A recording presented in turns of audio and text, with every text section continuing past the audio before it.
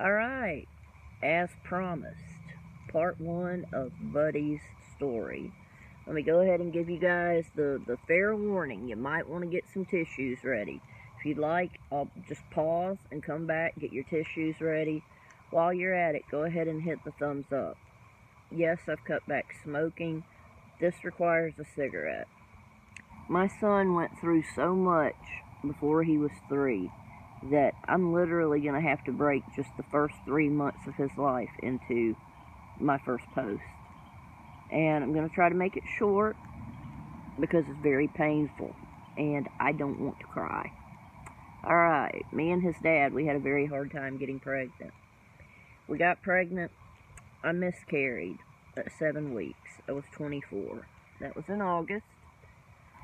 I found out New Year's Eve of 1997, my prayers had been answered because I literally prayed and asked God to please give me a son with my husband. And I knew it was a son because God had answered my prayers. And it was probably the happiest time of my life. I was chemically balanced, you know. I had only had some counseling as a child, you know, a teenager. Only finding out that I'm codependent and a few things, depression, but pregnancy was freaking awesome.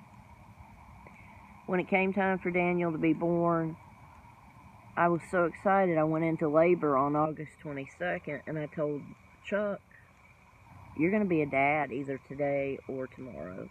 And he was like, "Really?" And I was like, "Yes, I'm in labor." Went through labor, finally checked into the hospital the next morning around somewhere between 5 and 6 a.m. And Daniel was born at 11:35 on August 23rd of 98.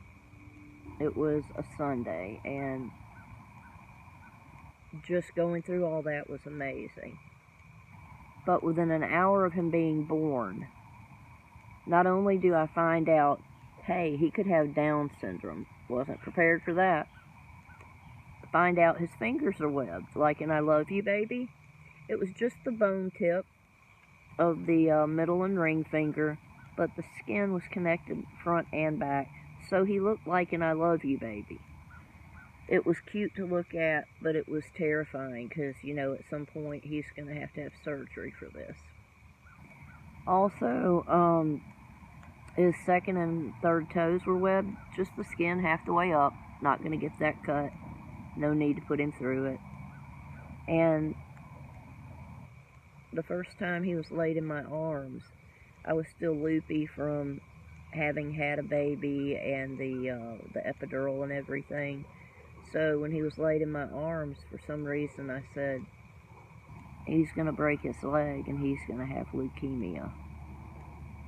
Everybody was like, "Oh my God, Terry, don't say that, don't say that." Thinking I was talking out of my head. Hell, I thought I was talking out of my head. There's a little bit of foreshadowing for you guys. When he's a week old, we go to the geneticist, and it's confirmed he does have Downs. That's freaky all by itself. You know, I'm not educated on this. I'm a first-time parent. Time to freak out. But worse yet, she listened to his heart, and he had a heart murmur. 65% of all Down syndrome children are born with a hole in their heart. They send us to a cardiologist. He's a month old. It's confirmed, yes, he has a hole in his heart. We're going to do surgery before winter. And I'm just naive. Didn't even realize what they were talking about. Yeah. All 4 times. Yeah. Well, we didn't know that at the time. December 2nd, we check into UAB Hospital. It is world renowned for its cardiology and cardiologists. And we find out through an arteriogram that yes, he does have a hole in his heart, an atrioventricular, which means it touches all 4 chambers. 6 times too much blood was going to his lungs and not to his extremities, which means he's drowning. December 4th, he had open heart surgery. Now, I breastfed my baby. That may be TMI for some, but it may be beautiful to others. It's beautiful to me. And, you know, just the whole incident. He got taken back at 6 a.m. We were able to see him at around 10:30. And until you have an experience like that, I'm looking at this baby and he's pink. And I never realized he was pale until he had proper blood flow. And it's like, oh my God, my baby's pink. You go to touch those little hands and feet and they're warm for the first time. Okay, I'm trying to choke up, but I'm not. I'm going to get through this. This is like my 4th attempt. He was so little that even though they did the open heart surgery and they stapled the bone back together, that he was so little, he had to weigh 12 pounds. He weighed exactly 12 pounds. And he had a Band-Aid. Imagine a Band-Aid like that over an open heart surgery scar, or not scar, an open heart surgery incision, a Band-Aid. And he did it. He did it. He lived. 1 in 10 of those children, people that have open heart surgery don't live. Now, my chances of him having Downs was like 1 in 650. So, that's a terrifying example. You know, I'm going, oh my God, he already met that, 1 in 10. But he lived.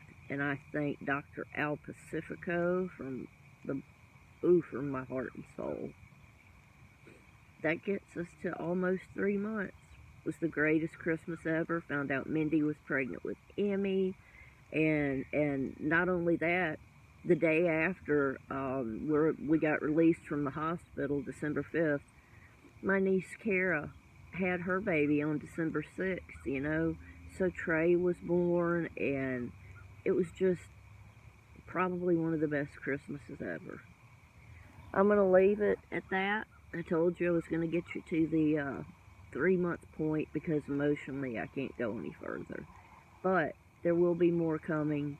And I'm going to share happy incidents too. I just want you to know, yeah, it affected my mental health.